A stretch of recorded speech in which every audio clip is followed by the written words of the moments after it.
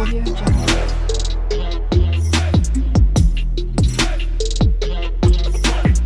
Audio Jungle. Hello friend, welcome back to my channel. তোমরা সবাই কেমন আছো? আশা করি ভালোই আছো। তো দেখো, যেহেতু আর কদিন পরেই হোলি, তো হোলি স্পেশাল আমি গুজিয়া বানাবো। আর গুজিয়াটা হচ্ছে উত্তরপ্রদেশ, তোমার দিল্লি, এখানে হোলি মানেই গুজিয়া গুজিয়া, প্রত্যেকটা দোকানেই গুজিয়া পাবে। তো চলো সেরকমই আমিও বাড়িতে বানাচ্ছি, যাতে তোমরা স্পেশাল হোলিতে গুজিয়া বানিয়ে সবাইকে মিষ্টিমুখ করাতে পারো। আমি কি করে গুজিয়াটা বানাচ্ছি চলো তোমাদেরকে দেখাই। তো দেখো, আমি এখানে ময়দা নিয়ে নিয়েছি, নুন দিয়ে দিলাম, তেল দিয়ে দিলাম, ঘি ইউজ করছি, ঘি দিচ্ছি। তোমরা চাইলে পুরোটা ঘিও দিতে পারো বা পুরোটা সাদা তেল দিতে পারো বা মিক্স করে দিতে পারো। এখানে আমি 1 চামচ দিয়ে দিলাম আর 2 চামচ টোটাল আমি এখানে ঘি দিয়ে দিলাম। এবারে এটা আমি ভালো করে মাখাবো, জল এখন ইউজ করব না। তো দেখো, এটা হাতের দ্বারাই এরকম ঘষে ঘষে দেখো এরকম যখন হয়ে যাবে তখনই মাখাটা কমপ্লিট হয়ে যাবে। তো আমি এখন 2 মিনিট এরকম মাখাবো ভালো করে, যাতে ঘি, তেল, নুন যেগুলো আছে ভালো করে মিক্স হয়ে যায়। তো দেখো, আমার কিন্তু ভালো করে মিক্স হয়ে গেছে। এই যে দেখো, হাতে করে এটা মুড়ছি, এটা কিন্তু ভাঙছে না।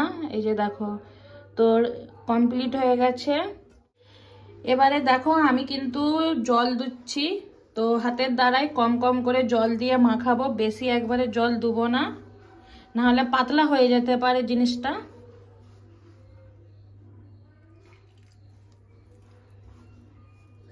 আমি কিন্তু ময়দাটা মাখিয়ে নিয়েছি ভালো করে। এই যে দেখো, এবারে আমি এটা 15 থেকে 20 মিনিট রেস্টে রেখে দেবো।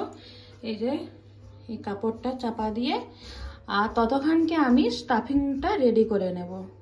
এখানে দেখো, এটা হচ্ছে চিনির পাউডার, আর এটা হচ্ছে সুজি, আর এটা হচ্ছে নারকেল। এটা কিন্তু নারকেল সবাই চিনতে পারছো, কিন্তু এটা হচ্ছে শুকনো নারকেল।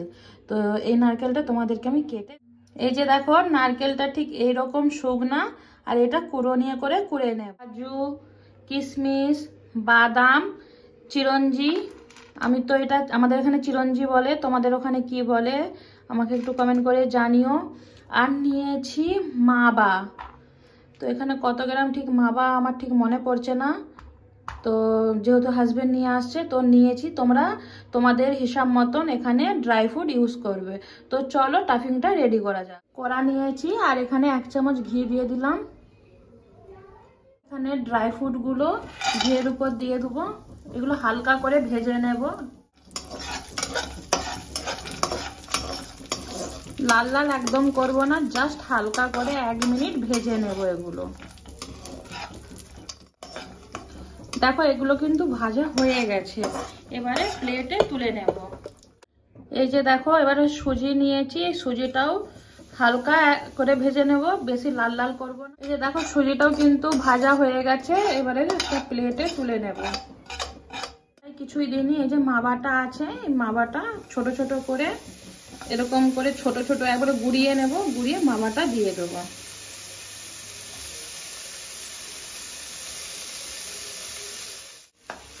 এবারে মাবাটা লাড়তে থাকবো যতক্ষণ না গলে না যায়। তো মাবাটা এরকম লাড়তেই থাকবো। দেখো, ভালো করে কিন্তু মিক্স করে নিচ্ছি।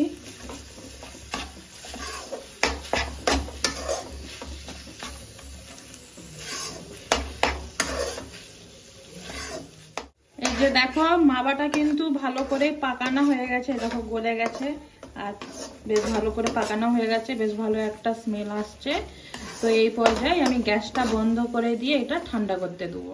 এখানে যে ড্রাই ফ্রুটগুলো ভেজে রেখেছিলাম, কাজু আর বাদাম, এই দুটো আমি গুঁড়িয়ে নিয়েছি। এই যে দেখো, এরকম করে ছোট ছোট করে। আর এখানে চিরঞ্জি আর কিশমিশ, আর এই যে সুজিটা যে ভেজে রেখেছিলাম সুজিটা। এটা হচ্ছে নারকেল কুড়িয়েছিলাম, তো নারকেল কুড়া, তো সবগুলোই দিয়ে দেবো। মাবাটা ঠান্ডা করতে দিয়েছিলাম, ঠান্ডা হয়ে গেছে, এই যে দেখতে পাচ্ছ। তো মাবাটাও দিয়ে দেবো পুরোটাই।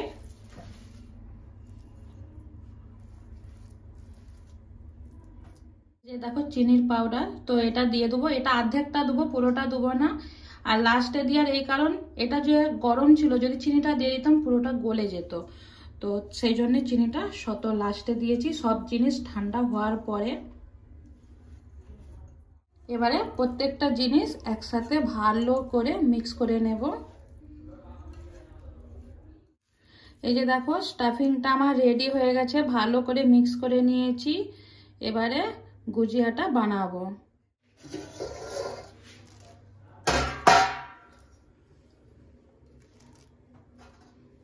এটা কিন্তু নরম হয়ে গেছে, দেখছো তো? এটা আরেকবার ভালো করে আমি মিক্স করে নেব।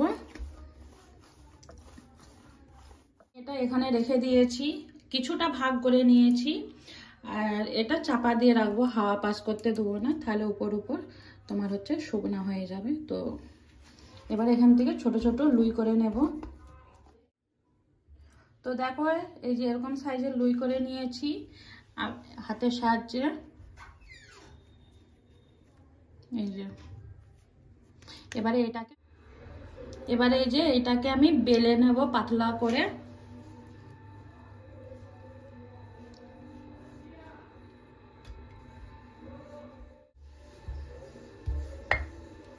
এই যে দেখো বড় করে একবারে লুচির মতন করে বেলে নিয়েছি।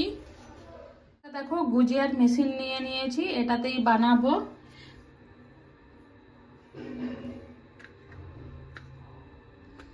এটার উপর ভালো করে বসাবো, এই যে দেখো ঠিক এরকম করে। এবার যে টাফিংটা করে রেখেছিলাম ভরে ভরে, দেখো বেশি বেশি করে 1 চামচ দিয়ে দিলাম, 1.5 চামচের মতন দিয়ে দিলাম। এবারে এই যে একটা পাত্রে জল দিয়েছিলাম, এই যে জলটা হাতের সাহায্যে সাইডগুলা বুলিয়ে নেব।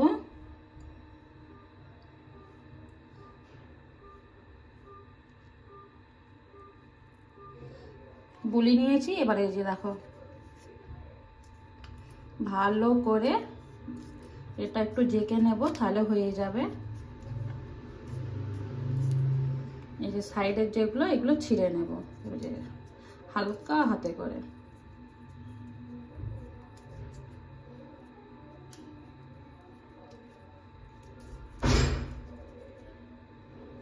এই যে দেখতে পাচ্ছ, পুরোটা ভালো করে নিলাম।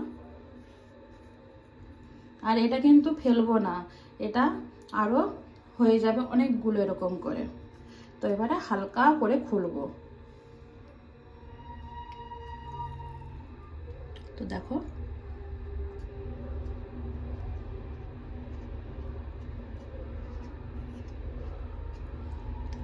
দেখো হালকা করে খুললাম, হয়ে গেল।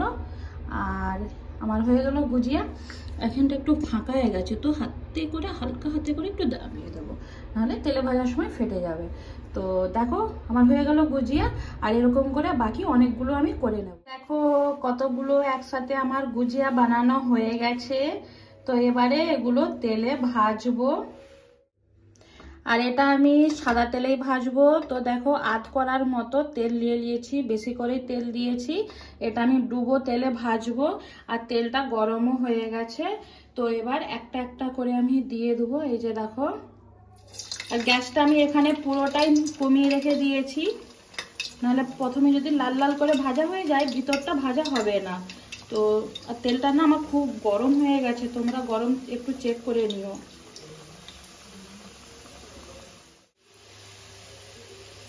এই দেখো একসাথে কিন্তু আমি অনেকগুলোই দিয়ে দিয়েছি, আর কিছু কিছু এই যে দেখো ফুলে উঠেছে। আর গ্যাসটা পুরোটাই আমি কমিয়ে করব, গ্যাসটা কিন্তু আমি বাড়াবো না।